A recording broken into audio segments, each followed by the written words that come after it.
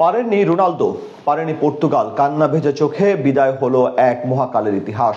Mikel Mariano শেষ মুহূর্তের গোলে জয় তুলে নিয়ে কোয়ার্টার ফাইনাল নিশ্চিত করলো স্পেন। বিপরীতে রাউন্ড অফ 16-এ মিশন শেষ হলো পর্তুগালের। একের পর এক আক্রমণ ও পাল্টা আক্রমণে ম্যাচটা ছিল টান টান উত্তেজনায় ভরা। সেখান থেকে শেষ হাসি হাসলো স্প্যানিশরা, কাঁদতে হলো পর্তুগিজদের। এমন হাই ভোল্টেজ ম্যাচের বিস্তারিত জানবো এই রিপোর্টে।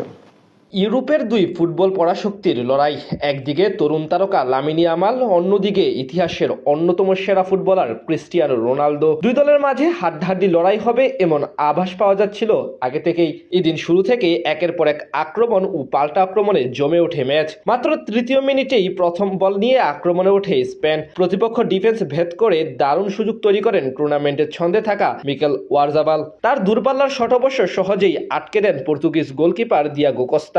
এর 5 মিনিট পর সবচেয়ে সেরা সুযোগ পেয়েছিলেন স্পেন। এবারও সেই ওয়ারজাবাল মাঝ মাঠ থেকে খালি জায়গায় বল পেয়ে বক্সের ভিতরে গিয়ে শট নেন তিনি, তবে তার বাঁকানো শট চলে যায় রাইট পোস্টের পাশ দিয়ে। 12তম মিনিটে ডান প্রান্তে খালি জায়গায় বল পেয়েছিলেন ক্রিস্টিয়ানো রোনালদো, তবে তার জোরালো শট রুখে দেন স্পেনিশ গোলকিপার। 16তম মিনিটেও এগিয়ে যাওয়ার সুযোগ পেয়েছিল স্পেন। এবার লামিন ইয়ামালের আড়াআড়ি শট দারুণভাবে ঝাঁপিয়ে পড়ে বাঁচিয়ে দেন দিয়াগো কস্তা। শুধু তাই না, ফিরতি বল রক্ষা করেন তিনি। এদিন দুই দলের মূল ফুটবলারদের মাঝে লড়াই ছাপিয়ে আসল দ্বৈরথ যেন দেখা যায় গোলকিপারদের মাঝে।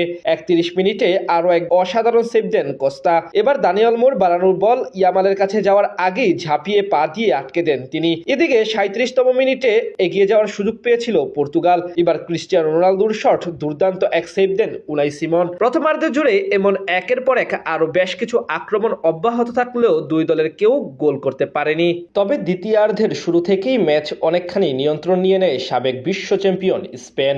এর মাঝে ইনজুরিতে পড়ে মাঠ ছাড়েন নুনো মেন্ডিস। সেখান থেকে পর্তুগালের ডিফেন্স ভেদ করার টোটকা পেয়ে যায় স্পেনিশরা। এদিকে তাদের রক্ষণ ভাঙতে 61 মিনিটে বক্সের বাইরে থেকে জোরালো শট নেন বার্সা তারকা পেদ্রি, কিন্তু সেই বল চলে যায় পোস্টের উপর দিয়ে। এরপর মাঝে আরো কয়েকটি আক্রমণ করে স্প্যানিশরা, কিন্তু কিছুতেই কাঙ্ক্ষিত লক্ষ্য খুঁজে পাচ্ছিল না তারা। 76 মিনিটে সুযোগ তৈরি করেছিল পর্তুগাল মিডফিল্ডার বিতিনহা, তবে তার শট গোল পোস্ট খুঁজে পায়নি। নির্ধারিত সময়ের পর অতিরিক্ত 6 মিনিটের খেলা শুরু হলেই পাল্টে যায় সব হিসাব নিকাশ। ফেরান তোরেসের দারুণ এক বাড়ানো বল ডিবক্সের কাছাকাছি জায়গায় ফাঁকা পেয়ে যান আর্সেনালের অভিজ্ঞ মিডফিল্ডার ও আজ বদলি হিসাবে নামা মিকেল মেরিনো। সেখান থেকে ফিনিশিং এ কোনো প্রকার ভুল করেননি তিনি। দুর্দান্ত এক কিকে বল জালে জড়িয়ে এগিয়ে দেন স্পেনকে। শেষ মুহূর্তে গোল হজম করে মরিয়া হয়ে পড়ে পর্তুগাল, তবে এতে কোনো কাজে আসেনি। বাঁশি বাজানোর আগে অবশ্য সিলভার হেড একটুর জন্য জালে ঢুকেনি, ফলে শেষ অবধি স্পেন জয় নিয়ে কোয়ার্টার ফাইনালে পৌঁছে যায়। বিপরীতে রাউন্ড অফ 16-তে মিশন শেষ করতে হলো রোনালদোদের।